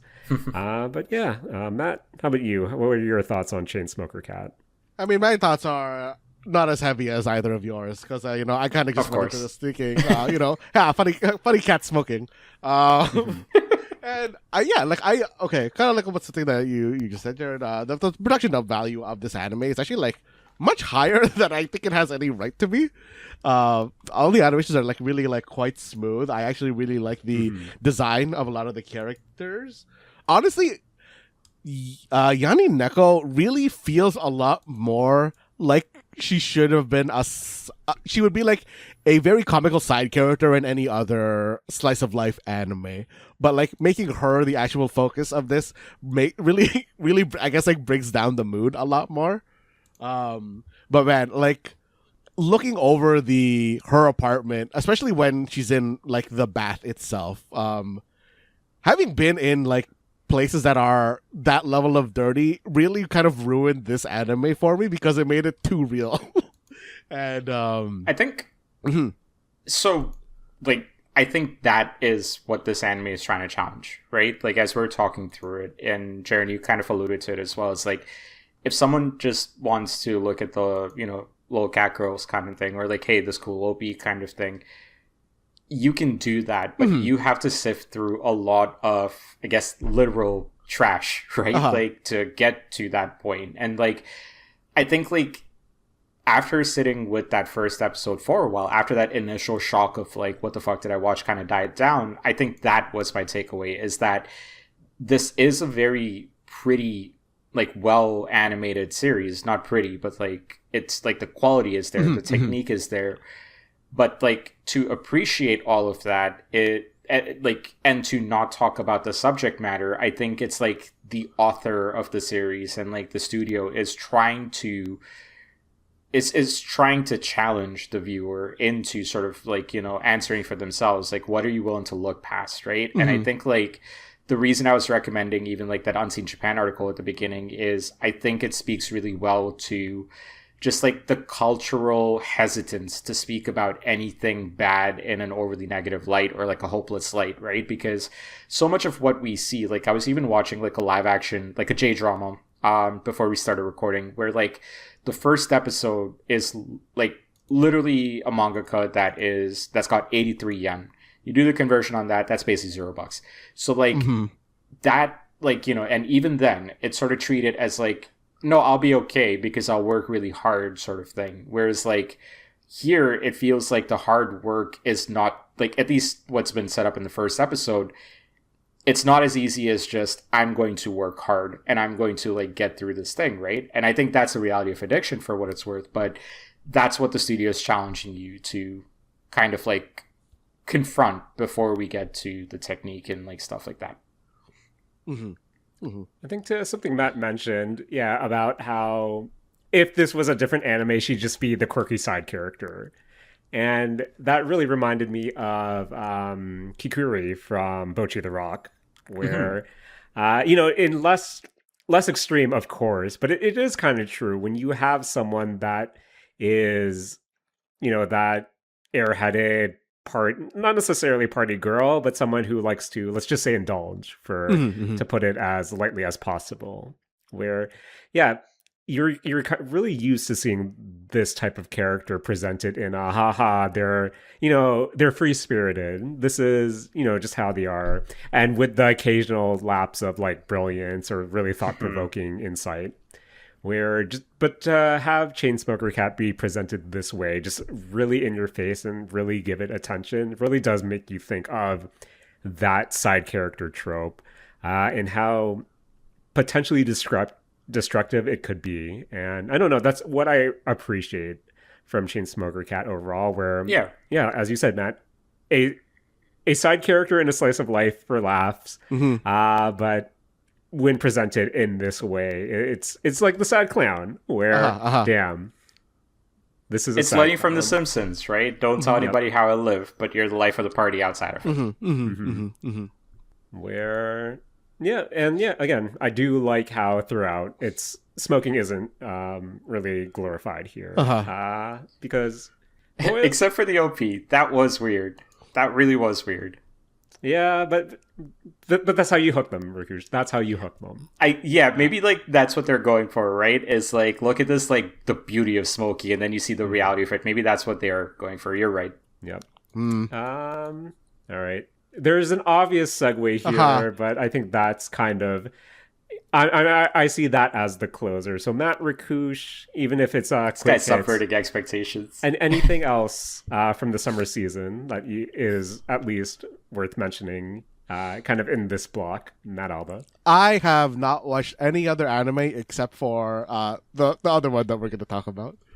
Okay, how about you, Rakush? Oh, I got any like quick hits? 3 that we're going to talk about, right? Okay, quick hits. Yeah, just Polar Opposite season 2. Like that's cool. I think like the best faces in anime are back. I'm basically at this point getting at least one face per episode. That's like absolutely amazing. So yeah, I'd say that one. Okay. If I'm gonna do a quick hit, I did watch I I Want to Love You Till Your Dying Day. Boys, I love me a good GL anime, and I do like, boys, real quick, what do you think of the trope of, that innocent childlike character who's actually a killing machine? Oh, I like that. Not all, but I like that. That's a good trope. That's like up there with me for little girl's weapon is big axe. Okay. How about you, Rakush? Where do you fall in that trope? Indifferent to it, mostly. Fair. Boys, they also heal each other by kissing, so that tells you everything you need to know. Okay. Of course. Yeah, I get why you watch Till Your Dying Day. Got you. Sorry, there wasn't one anime I do want to mention. Cute girls doing cute things anime. Yes, which is a grow up show Sunflower, which is basically professional circus girl gets pulled into like small dinky circus, and she's really good at everything, but she doesn't want to do anything. And honestly, that's a character vibe that I really really like. I find it interesting that, like, thematically that is identical to World is Dancing, and yet one of them is, like, a pass for you. I watched both of those, and hoping that it would be very more... identical. Yeah, hoping that they would be both more performance-based, and neither of them were as performance-based as I expected. I got Akane Banashi for dancing, and I got cute girls doing circus things. Got it. Oh, there's another one, actually. I don't have it on the list, but Sparks of Tomorrow seems interesting. Like, I watched, like, the first 2 episodes. I don't really have much to say about it, except, like, cool art style. Story's not really progressed enough for me to speak on it much, but that would be another quick hit. What is it generally about? Honestly, I have no clue. Like, it's this historical thing. There's this kid, like, teenager that is, like... I don't know, man. Like, his older brother invented electricity or some shit, and like it's kind of shrouded in mystery. That's Shikurito. It's like I really haven't picked up a lot of the plot like in the first 2 episodes, so that's where it's like it's cool, but I don't really have much to really add to that one. Actually, boys, I'm looking at my notes and going back to I Want to Love You Till Your Dying Day. I made note of the very last line of this episode, and that was, her kiss carried the faint odor of soap and the taste of blood. Boys, that's everything I want out of Tragic Love. Damn.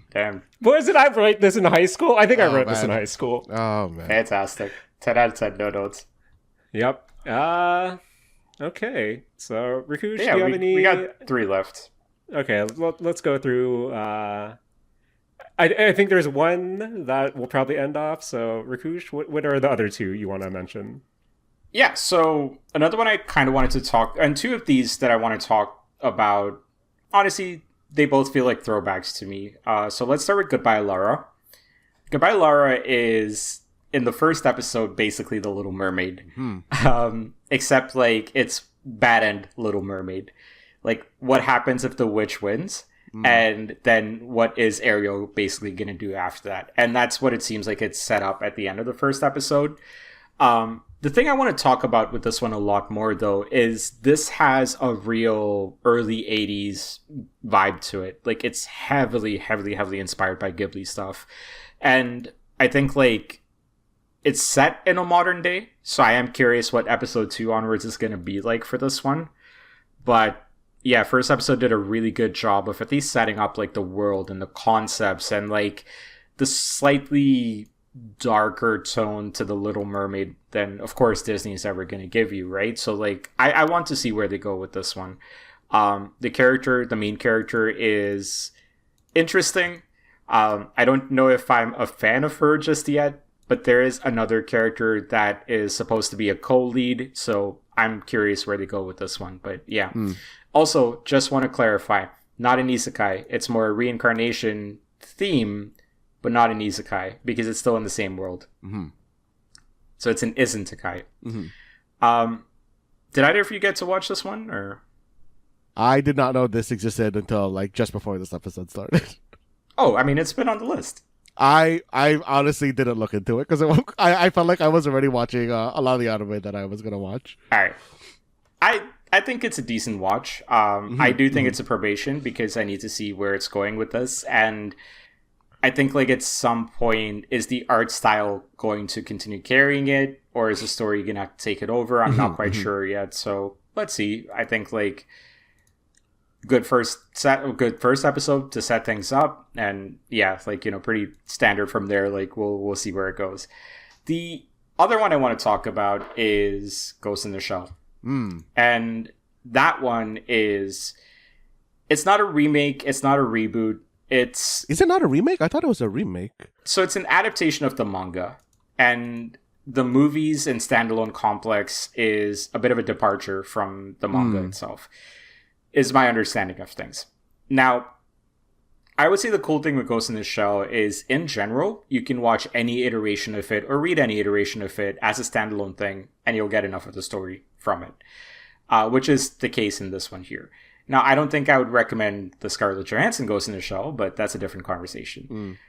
This is a science horror series as well, so I think, like, when talking about the most anticipated series, this is absolutely it for me. Like, I've known about this one coming out for at least like half a year, maybe a little bit longer than that, and everything about that first episode lived up to any expectation you could have of a studio that has a reputation as science horror currently does, as well as of a series that is such a legendary piece of work that has inspired, like, the original Ghost in the Shell movies inspired The Matrix. So, like, when we talk about influence, like, yeah, this is one of them for sure. I think, like, if you are extremely familiar with Ghost in the Shell, you will be going into it naturally and understandably comparing it to the old works. And, like, Makoto Kusanagi is a very different version in this one than in past works. So I think, like, that's a really important starting point for this, is watch this for what it is by itself. Like, compare it to the other works after the story is done. I think that's totally fair to see, hey, I preferred this over the other one, sure.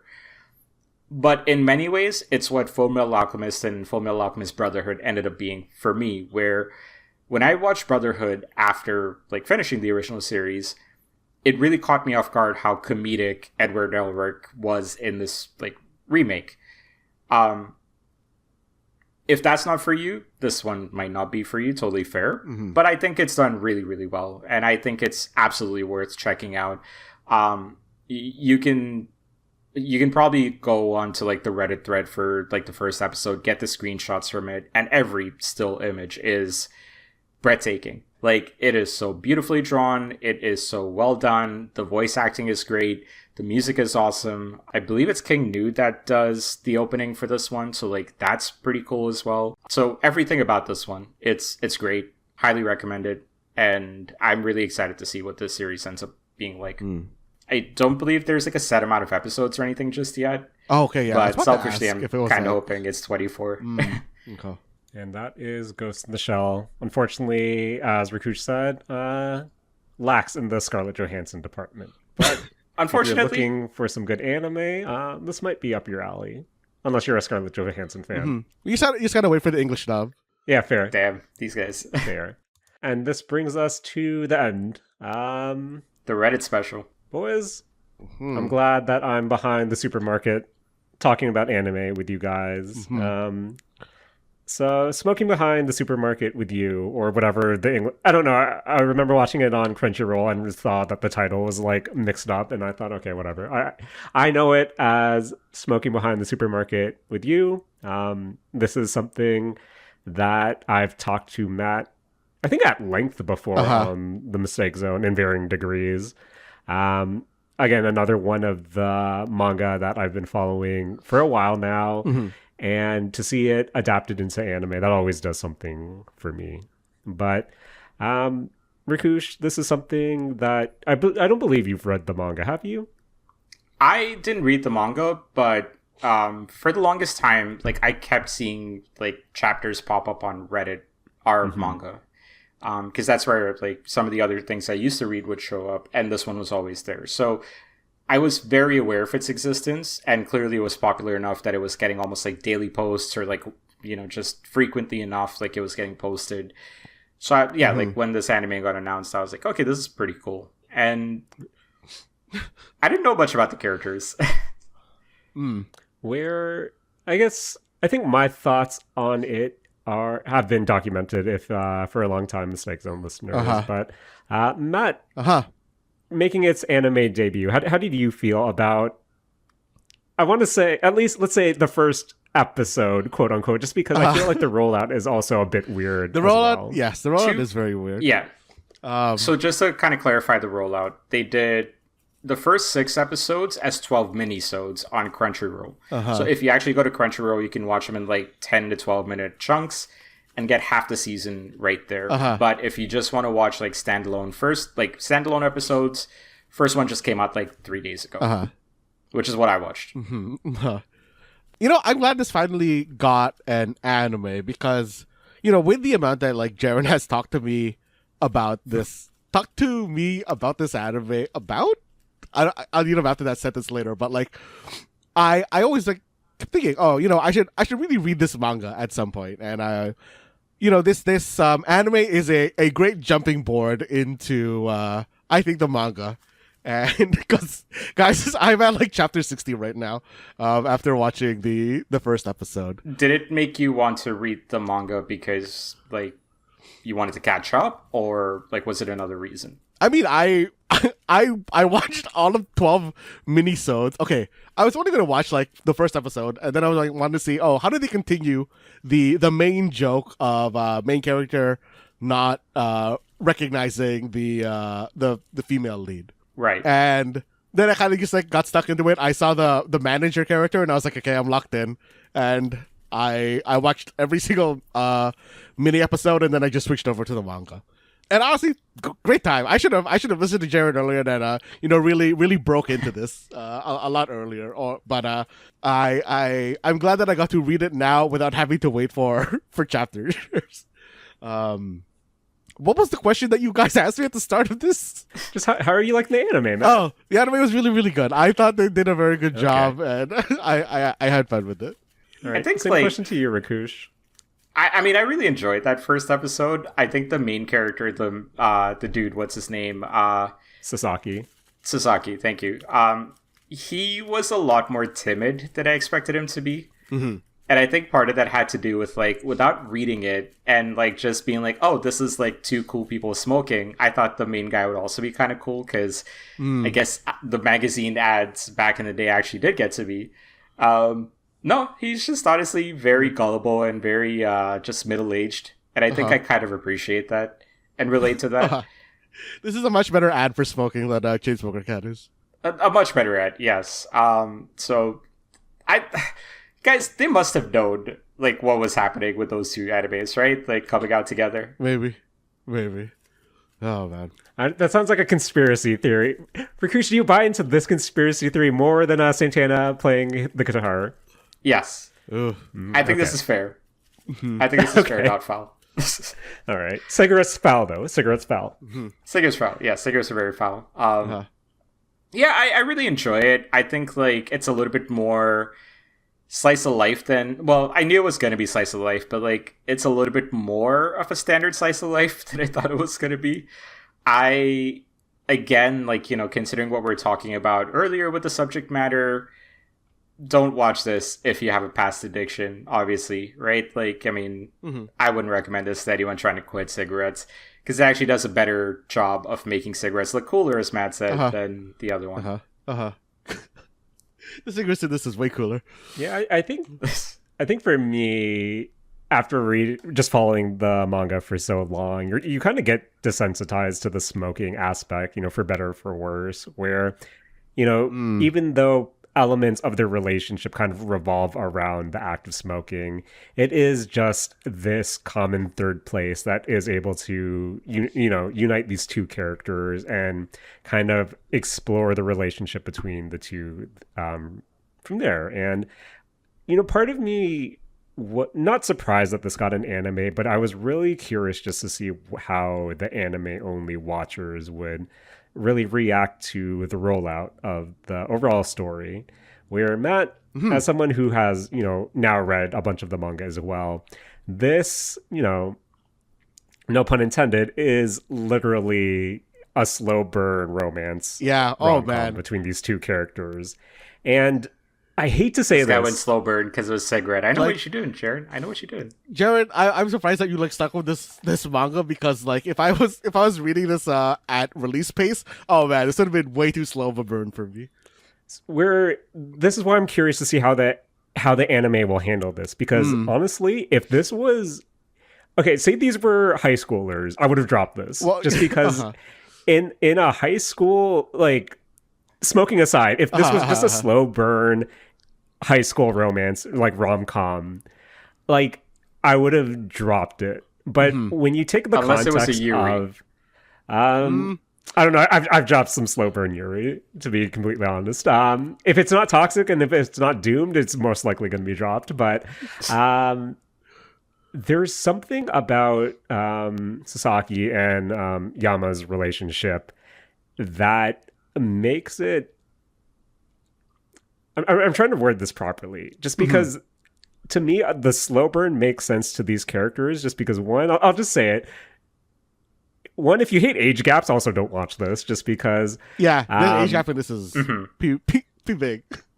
Where it is a lot. When I kind of consider adult relationships, especially to someone that is like Saki, and to a lesser degree, someone that is like Ayama, when we're looking at mid-40s Sasaki, who is a overworked salaryman, whose life basically revolves around overtime and missed opportunities, compared to Yama, who is kind of this young 20-something who is just kind of stuck in her ways, used to what's around her and being terrified to kind of make that next step, where maybe it's the fact that there are elements in both these characters that are kind of easily relatable to, washed unks like us boys, where I think that's why I appreciate the slow burn here, just because it kind of illustrates how, I've asked this question before, like, I think it was during that South Midnight episode where, boys, how do you make friends when you're like old and washed? And just to kind of see that relationship kind of unfold between the two, it makes sense that this is a slow burn, with as much as it pains readers, especially when the release cadence is really it's such a slow pace. I think it's comforting knowing that, okay, this is presenting something that I can obviously see from these two characters, where it's up my alley, and every time relationship updates or progress happens, I feel like it's earned, just because the only way to earn that progress is actually, surprise, talking through your past trauma and actually growing with the people around you. Where I know this is supposed to be summer anime, but where it is in the manga right now, I'm, as much as I do adore the slow burn, I feel like they're introducing other characters that are slowing it down even more, and I think this is where it's being pushed. But just to see it animated in summer season right now, it is nice just to see them come to life. I think their seiyus are portraying them exactly how I thought they would sound. Just reading through all these issues, I think presentation wise, it is your standard. It does revolve around discussion, so it's not the highest of spectacle, but I think it is cozy enough, cigarettes withstanding. But I think I'm most likely just gonna not necessarily watch it episode by episode, just because I already know the reference material. And Matt, we've decided before, it's hard to kind of go back to the well once you've already experienced it. But I think for me, it is just seeing the way I treat a lot of manga to anime adaptations is I generally look up a synopsis, and if that's like a chapter I was especially fond of, I'll probably watch that. But kind of as a standard romance anime, if you can get past the smoking, if you can get past the age gap, and if you can get past the slow burn, I think I can recommend this. But if those are a lot of check marks that you have to do, and if you don't think you can check those boxes, then it might not be for you, and that's okay. That's okay. Matt, Rakush, any closing thoughts on these two lovebirds? Yeah, I mean, after like one episode, really, I can't really go as deep as the two of you, right? Like with all the source material that you've already sort of gone through for this one. I think it just seems like something to keep on in the background. I think it'll be sort of like a decent comedy thing here. I don't know what it says about me, but yeah, like the age gap is 21 years. So like the lead is 45. The dude is 45. She's 24. And yeah, like that is a pretty substantial age gap. I don't really know what to make of it. But also, I don't know.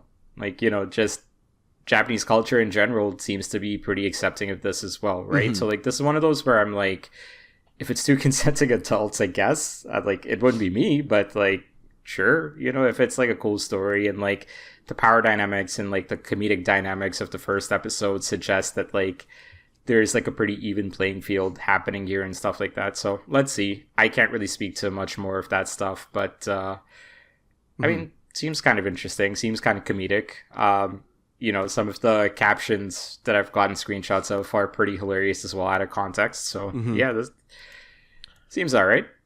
Also, for this, okay, the opening of this anime is Sasaki going to Yama's checkout line. And I cannot think of another anime where it has basically illustrated how that process goes. Because for people who haven't been to Japan and live in like the States or Canada, their checkout at the grocery store is totally different. And I did not know how to do it the first time I went there. I was so confused that I think this anime, shows a lot of the steps and makes you aware that it's different. But yeah. Yeah. Also, I was shocked that Night Dancer was the ED, and I immediately thought when I heard it, wow, it's really, really trying to appeal to the olds like me. So, job well done. And yeah, that is Smoking Behind the Supermarket with you. Look forward to everyone falling in love with Yama as well. But boys, that was at a glance summer season 2026. A lot of anime, a lot of hits, some not necessarily misses, but ones that make you think. And as long as we can think, I think that's a win in our books. But before we can end off this Beefy Boy episode, once again, we have to go through the Don't Match Me challenge. That is where every week one of us will bring forth 5 questions, and all you have to do at home is try to come up with an answer that doesn't match our own. If you want to play on easy mode, feel free not to match me, but if you want to play on hard mode, try not to match Rakush and Matt as well. And of course, if you want to play on very hard mode, even though, this is an audio journal, an audio podcast, if you don't know an answer, feel free to pause it, look up an answer, and hopefully whatever you find doesn't match our own. But if you're feeling some... For all our Dara Sama fans out there, if they're feeling extra spicy, try not to look it up right off the dome. See, only if you're up for it. Feel free not to. But of course, this is summer season 2026, so we have to go with the summer season 2026 Don't Match Me challenge. Question 1, easy peasy. You all saw it coming. Name any summer season 2026 anime. Name any summer 2026 anime. You know what? Let's say, as per the usual rules of this episode, not continuing. So it has to have debuted this season. In 5, 4, 3, 2, 1. If you said the anime that Rakush wanted to talk about but didn't, draw this, then die, you're out. Rakush? Yeah. What anime you got? I just went with the last one we talked about, Behind the Supermarket, Smoking with You. Okay. I see you're using the Crunchyroll name. I see. I feel that. Not what you got. I'm going with the one that I brought earlier. Tomb Raider King. Ooh. And my mind like melted when you guys posted the list of anime, and then I saw Tomb Raider King and then Goodbye Laura, and I thought, damn, they're doing her dirty. Doing her real dirty. Question 2. Jan or Jan uses an iron wok. Boys, friends, name any stovetop cookware item that you can find in your typical stovetop cookware set. So I guess name anything you can use to cook on a stove, I guess. Sure. Okay. We'll put it that way. Mm-hmm. In 5, 4, 3, 2, 1, friends, if you said a saucepan, you're out. Rakush, what are you cooking with? I went with the cast iron skillet. I know that's not available in like one of those like multi-packs, but you did modify the question in my defense. Honestly, I was Googling it. I'm like, what? Okay, sorry, Matt, what was your answer? I just went with a stock pot. Okay, stock pot is good. Boys, I was trying to like Google. I'm like, what family, I guess, do pots and pans belong in? And boys, I don't trust my Googling skills at this time of night. I think stovetop cookware counts. Yeah. Okay. All right. Boys, question 3. A lot of poop this episode. You would think I would have a poop-centric question. You would expect Matt or myself to come up with the poop stuff, but no, Jaren started this week with it, so I'm proud of you, Jaren. No, too crass for me, Rakush. That's for the premium episode. That's for the premium episode. Boys, name anything that can generate smoke. I'm not going to say anything you can smoke, just anything that can generate smoke. I thought you were going to say anything that can generate poop. Yeah, that's got nothing to do with it. That's premium. That's for premium. So anything that can generate smoke. In 5, 4, 3, 2, 1. Friends, if you said a outdoor smoker for all your smoking needs in a food context, you're out. Rakush? Okay, so what are you smoking? I went with charcoal. Because I thought what generates smoke and what hosts the smoke are different things. I see. You know what? I'll give that to you. Yeah. Because that does generate smoke. That's fair. That's a lot of it. A lot of delicious smoke. Okay. But yes, if you said charcoal, you're out for Rakush's answer. How about you, Matt? What's generating smoke? I think I went with more of a Jaren style answer here because I went with a campfire, which I guess like isn't really making the smoke. It would more so be like the wood that you're burning, right? The fire is generating the smoke. Sure, yeah, the wood, yeah. Okay, campfire counts. Boys, I'm trying not to glorify smoking here, but I'll gladly glorify smoked meats. I'd gladly glorify charcoal grills. Sorry, Hank Hill, and I definitely glorify s'mores. Jared, you went to Ribfest this week, didn't you? I did not because boys, someone told me where it was this year, and I couldn't figure out where exactly it was, so I just didn't bother. Is it not at Aaron Mills? Oh, dude, it's at Aaron Mills. Yeah, Mills, you should have just messaged me. I can tell you where to go. I also don't care enough to actually go. It was okay this year. You know what I do care about, boys? Street Fighter 6. Boys, name any of the base... name a base roster character from Street Fighter 6. So no DLC allowed. Just name any base roster Street Fighter 6 character. Okay. And 5, 4, 3, 2, 1. If you said Cammy, you're out. Ooh. Rakush, who are you selecting? I went with Chun-Li. Ooh. Good answer. How about you, Matt? Who are you picking? Oh, no. I matched with Rakush. Oh, no. Ooh. Luck of the draw, Matt. Luck of the draw. I couldn't remember who else was like for sure coming back. Or for sure came back. It's okay. Yeah, to be honest, like I'm struggling as well. Like was Guile part of the base game? Yep. I was thinking like Ken and Ryu, but I feel like those are two people who I wouldn't be surprised if they were dropped. But I remember Chun-Li coming back. You wouldn't be surprised if Ken and Ryu are dropped from this game? They were like not in it for like whatever reason. I mean, like I don't know, they were doing some like weird thing, and they're like, oh, they come back as DLC, kind of like M. Bison. This game would have sold like 5 units if Ken and Ryu were not in it. I thought they might have like put like an M. Bison and like I don't know, they died, and oh no, they didn't. Fair. That's like saying Legend of Zelda where there's no Link in it. I don't know. What didn't like they do that for like Street Fighter 3? They weren't in it. Yep. No, Ken and Ryu were in it. Kenryu Chun-Li were in it. I believe. Oh, okay. I don't know. I played Dudley in 3, so that's all that matters. That's all that matters to me. But boys, this brings us to the final question. Question 5. Friends? Name any... This might be right up Rakush's alley, but name any kaiju monster. Name any kaiju monster. All right. In 5, 4, 3, 2, 1. Boys, I went with Mothra because I like the name Mothra. Godzilla's girlfriend.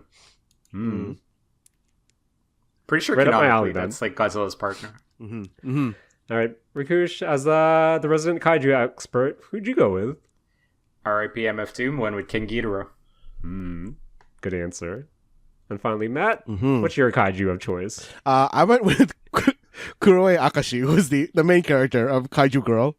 Oh, Matt, good answer. And way to bring it all back to the summer season episode of The Mistake Zone. Boys, Beefy Boy episode. Beefy Boy episodes full of fair anime, full of foul anime, and boys, most importantly, full of friendship. And of course, I want to thank one of my best friends for joining me this week, Matt Alba, for bringing forth some anime, editing this episode, and of course, just being my friend. Thanks, Matt. Hey, no problem, Jaren. As always, I want to thank you for hosting this episode, and Jaren, I want to thank you for being my friend too. No problem, Matt. Also want to thank another one of my best friends in the whole wide world, Rakush, for joining me this episode, bringing forth some anime, and also being my friend. Thanks, Rakush. Can you do it for $25? Sorry. Good luck. Wait, I should pull up the text. I think there was he said have a nice night, and I was like, okay, whatever. Oh, man. Let's see, boys. We're coming up to the season finale of this season of The Mistake Zone. I'm not sure, even though we're just doing it for goofs, who knows what the new season will hold. But there's at least one Crash Out episode guaranteed, and some other stuff coming up. So be on the lookout for that.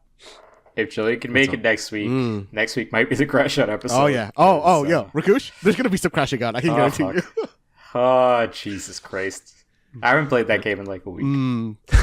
I'm struggling. I'm fucking struggling, guys. Man. All right. Well, boys, that was the spring season or the summer season of anime. Hits or misses or whatever we call it here on The Mistake Zone. Hopefully there's a lot of stuff to check out. But of course, make sure to continuing following our fair podcast and staying away from foul cigarettes, I think is the responsible thing to say. So Matt, with that out of the way, please take it away. This has been The Mistake Zone, and we're all at a podcasting behind the supermarket with you.